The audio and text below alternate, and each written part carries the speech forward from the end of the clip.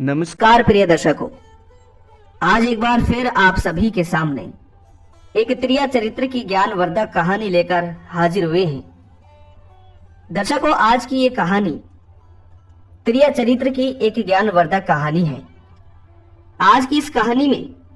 आप लोगों को यह ज्ञान प्राप्त होगा कि स्त्री जिसका भेद किसी ने नहीं पाया है और स्त्री का भेद कोई भी पुरुष नहीं पा सकता है। प्रिय दर्शकों, आज की यह त्रिया चरित्र की एक ज्ञानवर्धक कहानी है, इसलिए आज की इस कहानी को आप सभी को सुनना है। आज की इस कहानी से आप लोगों को यह पता लगेगा कि आखिर चरित्रहीन स्त्री और सतवंती स्त्री में क्या अंतर होता है। तो प्रिय दर्शकों, आज की इस कहानी से आप सभी अंत तक बने रहिए और आज की इस कहानी को आप सभी पूरा जरूर सुनिएगा। तो दर्शकों, चलिए बिना किसी देरी के आज की इस वीडियो को शुरू करते हैं। पर अगर आप इस चैनल पर पहली बार आए हैं तो चैनल को सब्सक्राइब जरूर कर दीजिएगा, साथ ही वीडियो को लाइक और बेल आइकन को प्रेस जरूर कर दीजिएगा ताकि हमारी आने वाली हर नई वीडियो का नोटिफिकेशन आपको समय समय पर मिलता रहे।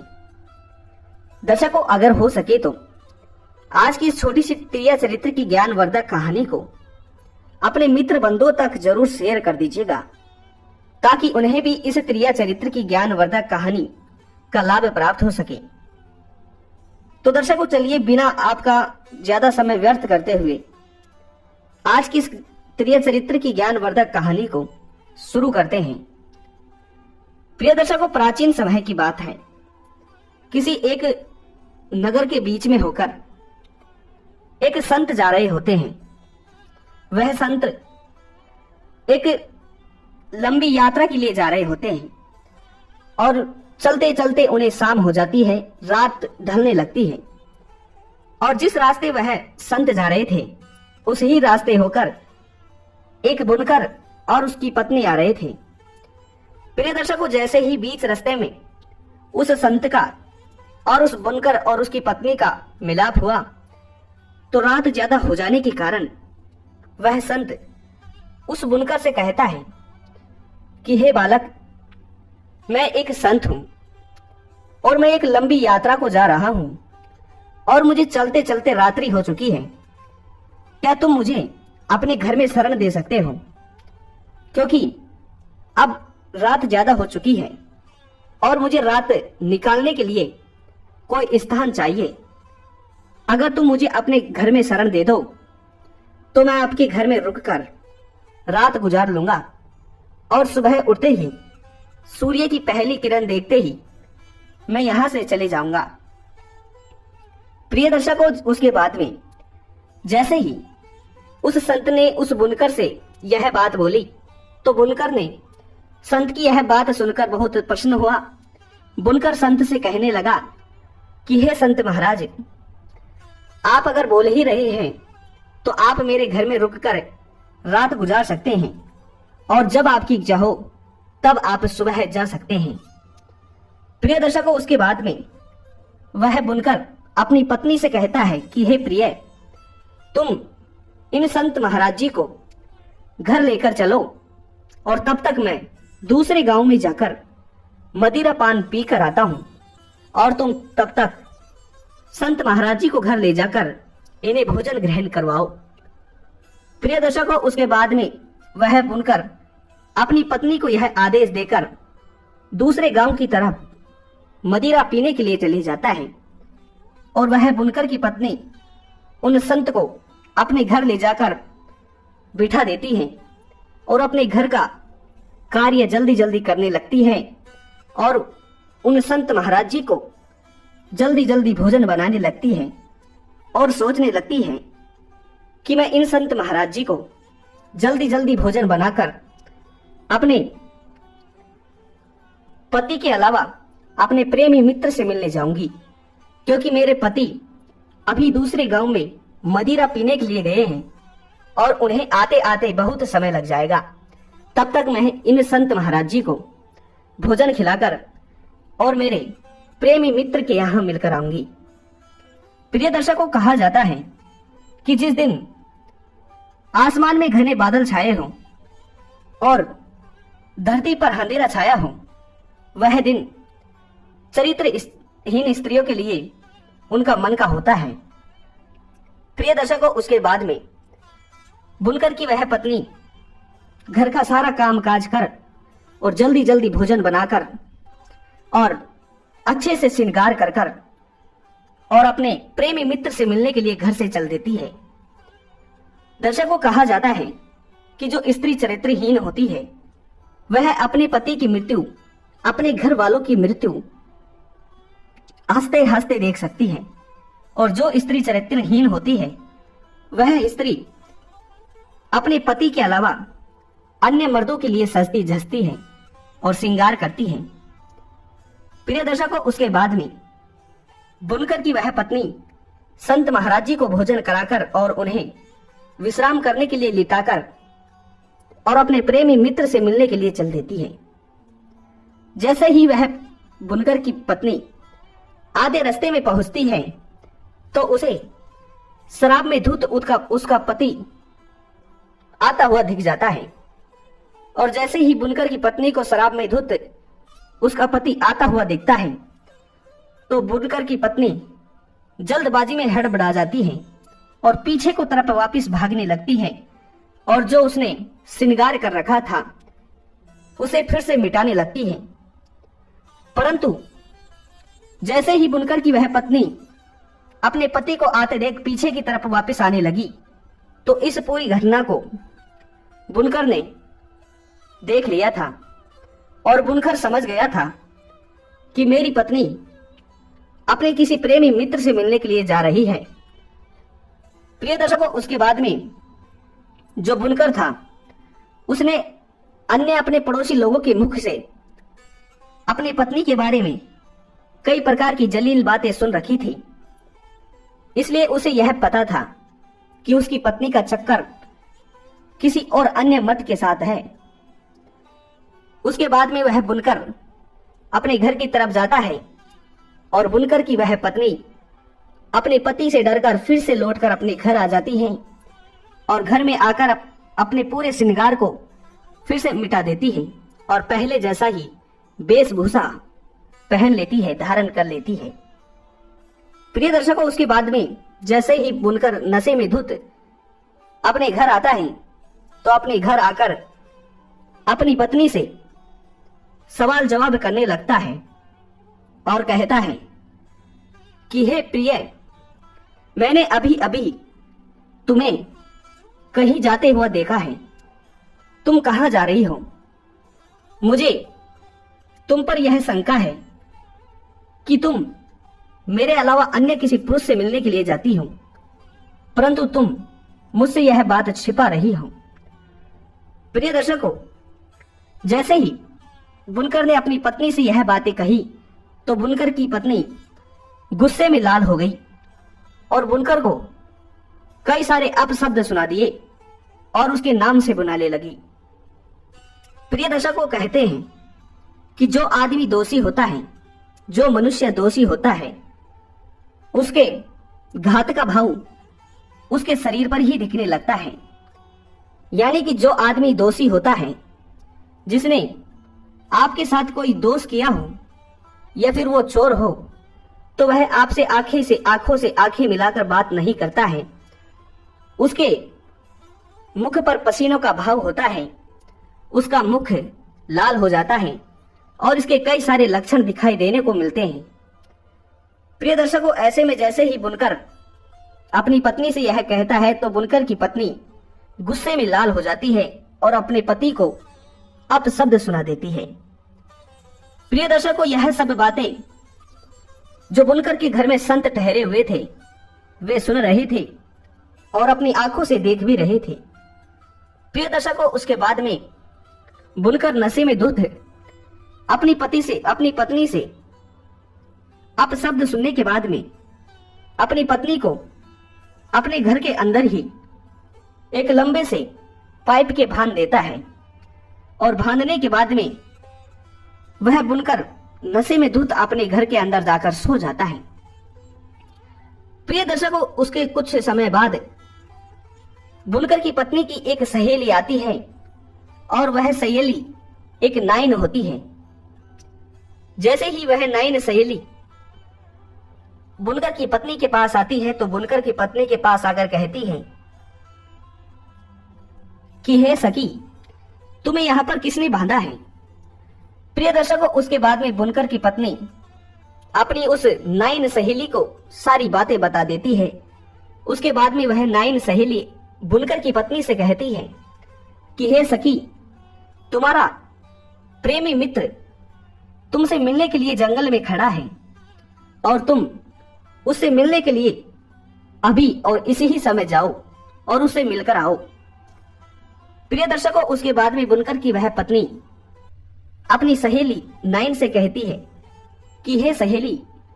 मैं अपने प्रेमी मित्र से मिलने के लिए तो चली जाऊंगी, परंतु मुझे मेरे पति ने इस बंधन में बांध रखा है और मुझे सजा देने के लिए यहाँ पर बांध रखा है। अगर उन्हें फिर से निद्रा से जागृत हो गई और मुझे यहाँ पर उन्होंने नहीं पाया तो ना जाने वो मेरे साथ क्या कर देंगे। इसलिए मैं अपने प्रेमी मित्र से मिलने के लिए नहीं जा पाऊंगी। प्रिय दर्शकों, उसके बाद में जो बुनकर की पत्नी की सहेली नाइन थी, वो नाइन बुनकर की पत्नी से कहती है कि हे सहेली, तुम चिंता मत करो, मैं तुम्हें इस बंधन से खोल दूंगी और तुम्हारी जगह अपने आप को इस बंधन में बांध लूंगी। तब तक तुम अपने प्रेमी मित्र से मिलकर आओ और जब तुम अपने प्रेमी मित्र से मिलकर आ जाओ तो तुम आकर मुझे इस बंधन से खोल देना और तब तक तुम्हारे पति की निंद्रा भी नहीं खुलेगी, क्योंकि वह मदिरा पीकर धुत हो चुका है। प्रिय दर्शकों, उसके बाद में बुनकर की वह पत्नी अपनी सहेली की मदद से अपने प्रेमी मित्र के यहाँ मिलने को चली जाती है और वह नाइन बुनकर की पत्नी की जगह उस रस्सी के अपने आप को बांध लेती है और एक लंबा सा घूंघट टांग लेती है। प्रिय दर्शकों, उसके बाद में कुछ समय बाद बुनकर का नशा कम होता है और जैसे ही नशा कम होता है तो उसका गुस्सा भी कम होता जाता है और उसके बाद में वह बुनकर जहां पर उसने अपनी पत्नी को बांधा था वहां पर जाता है, यानी कि नाइन के पास जाता है और अपनी पत्नी समझकर वह नाइन से कहता है कि हे प्रिय, मैं तुम्हारी सभी गलतियों को माफ कर दूंगा, परंतु तुम आज के बाद मुझसे कभी जीवन में अपशब्द नहीं बोलोगी और दूसरी बात, तुम मेरे अलावा अन्य किसी पुरुष से मिलने, मर्द से मिलने नहीं जाओगी। अगर तुम मेरी इन दो बातों को स्वीकार करती हो तो आज के बाद मैं कभी तुम्हें दंडित नहीं करूंगा और अभी और इसी ही समय मैं तुम्हें इस रस्सी के बंधन से मुक्त कर दूंगा। प्रिय दर्शकों, उसके बाद में नाइन कुछ नहीं बोलती है, क्योंकि अगर नाइन बुनकर की बातों का जवाब देती तो बुनकर उसकी आवाज को समझ जाता। इसलिए वह नाइन बुनकर की इन बातों का कोई जवाब नहीं देती है और बुनकर के कई बार बोलने के बाद भी वह नाइन कोई जवाब नहीं देती है। उसके बाद में बुनकर अपनी पत्नी मानकर बहुत गुस्सा हो जाता है और अपनी पत्नी मानकर बुनकर अपनी पत्नी समझकर उस नाइन की नाक काट देता है और जैसे ही नाइन की नाक काटता है तो नाक काटकर वो फिर से नशे में धुत होकर और जाकर सो जाता है। प्रिय दर्शकों, उसके बाद में कुछ समय के बाद बुनकर की वह पत्नी आती है और आकर देखती है तो उसकी जो सहेली नाइन थी, उस नाइन की नाक कटी हुई मिलती है। उसके बाद में नाइन अपनी सहेली बुनकर की पत्नी को सारी बातें बता देती है और कहती है कि आज तुम्हारे पति ने तुम्हारे भरोसे मेरी नाक काट दी है, ना होते हुए भी मेरे ऊपर कलंक लगा दिया है। प्रिय दर्शकों, उसके बाद में बुनकर की पत्नी अपने आप को उस रस्सी के बंधन में बांध लेती है और अपनी सहेली नाइन को मुक्त कर देती है और वह नाइन दर्द पीड़ा के कारण अपने घर जाकर एक चारपाई में लेट जाती हैं। प्रिय दर्शकों, उसके बाद में जैसे ही थोड़ी देर बाद फिर से बुनकर उठकर आता है और आकर अपनी पत्नी से बोलता है कि अब की बार तो मैंने तुम्हारी नाक काटी थी, परंतु अब मैं तुमसे फिर से इन्हीं दो बातों के बारे में वचन लेना चाहता हूं। अगर तुम मुझसे फिर से ना कर दोगी तो मैं अब की बार तुम्हारे कान भी काट दूंगा। प्रिय दर्शकों, उसके बाद में जैसे ही बुनकर अपनी दोनों शर्तों को अपनी पत्नी के सामने रखता है तो बुनकर की वह पत्नी अपने पति से कहती है कि हे दुष्ट, तुमने बहुत बड़ा पाप किया है मेरी नाक काटकर, परंतु मैं एक सतवंती स्त्री हूं। मैंने कभी किसी अन्य पुरुष की तरफ तुम्हें नहीं देखा है और मैंने कभी किसी अन्य पुरुष की चाह नहीं की है। तुम मेरे ऊपर कलंक लगा रही हो। अगर मैं वाकई में एक चरित्रहीन स्त्री हूं तो अभी इसी वक्त मेरी राख हो जाएगी। अगर मैं गलत नहीं हूं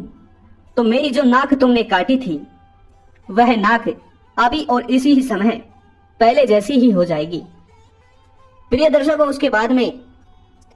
बुनकर की यह पत्नी जैसे ही यह शब्द बोलती है और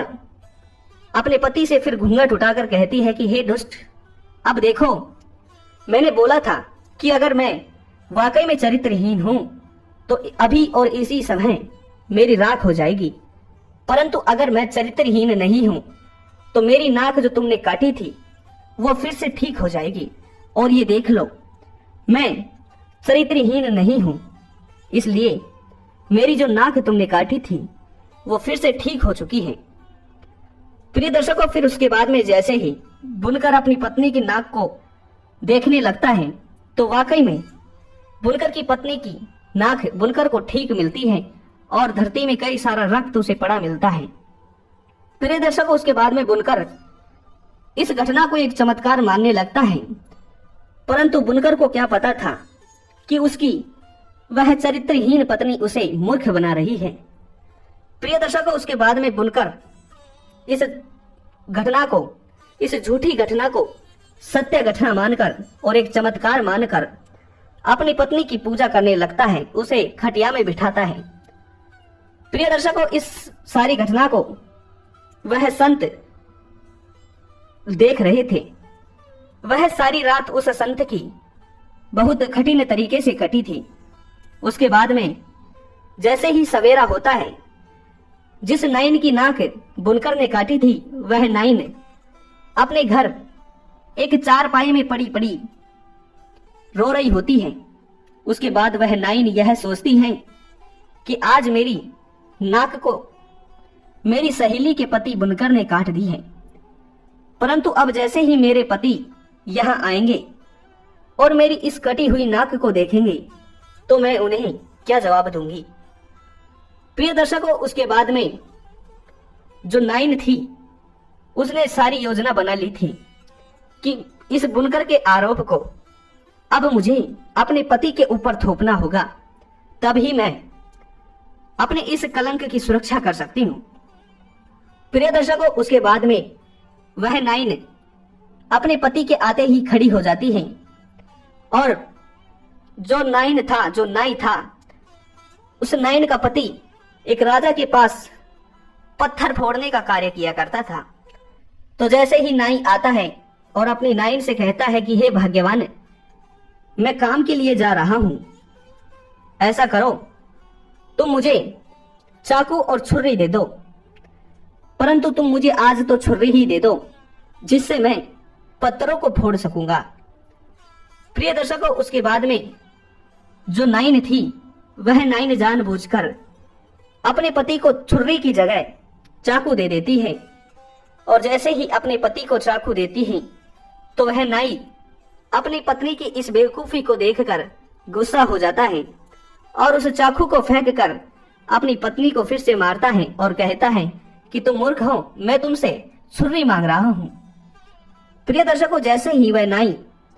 अपनी पत्नी की ओर उस चाकू को फेंकता है तो वह नाई ने जानबूझकर एक ठगी ढोंग करने लगती है और अपनी नाक को पकड़कर रोने लगती है, जबकि वह चाकू उसके बिल्कुल भी टच नहीं हुआ था। उसके कारण झूठ मानकर वो नाइन अपनी नाक को पकड़कर रोने लगती है और घर से बाहर निकलकर जोर जोर से चीखने लगती है और कहने लगती है कि बचाओ बचाओ, मेरे पति ने मुझ जैसी पतिव्रता स्त्री पर एक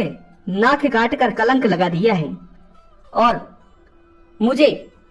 नाक काटकर एक चरित्रहीन स्त्री बना दिया है और मेरी इस सतवंती स्त्री जैसी चरित्र पर एक कलंक लगा दिया है। प्रिय दर्शकों, उसके बाद में जैसे ही सारे गांव वाले इकट्ठा होते हैं तो जो उस नगर का राजा था, जैसे ही राजा को इस बात का पता चलता है तो राजा अपने राजमहल से कई सिपाहियों को भेजते हैं और सिपाहियों को भेजकर उस नाई को अपने दरबार में बुलाते हैं और दरबार में बुलाकर उस नाई से पूछते हैं कि तुमने अपनी पत्नी की नाक क्यों काटी है। प्रिय दर्शकों, उसके बाद में नाई राजा के उस प्रश्न का कोई जवाब नहीं देता है और अपनी गर्दन को नीचे कर लेता है। प्रिय दर्शकों, कहते हैं कि जो मनुष्य दोषी होता है उसके लक्षण उसके शरीर पे ऊपर ही दिखाई देते हैं, क्योंकि जो दोषी होता है वो अपने पैरों को लड़खड़ाकर चलता है और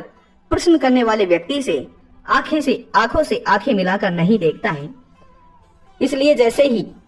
उस नाई ने अपनी गर्दन को नीचे किया और राजा के उस प्रश्न का कोई जवाब नहीं दिया तो राजा समझ चुका था कि इस नाई ने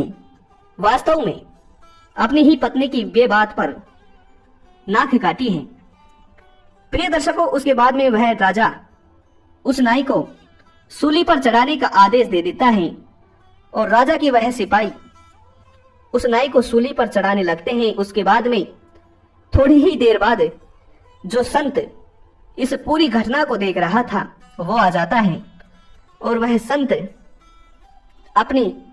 सारी बातों को और उस बुनकर की सारी कहानी को और उस नाई की पत्नी नाइन की सारी कहानी को उस राजा के सामने पेश कर देता है और कहता है कि हे राजन, अपने हाथों से कभी गलत मत करो और मैं अपनी आंखों से कभी गलत देखता नहीं हूं, क्योंकि मैंने जब सारी रात उस बुनकर के घर में काटी है तो मुझे इस सारी घटना का मालूम है। प्रिय दर्शकों, उसके बाद में ये सारी घटना वह संत राजा को बता देते हैं और राजा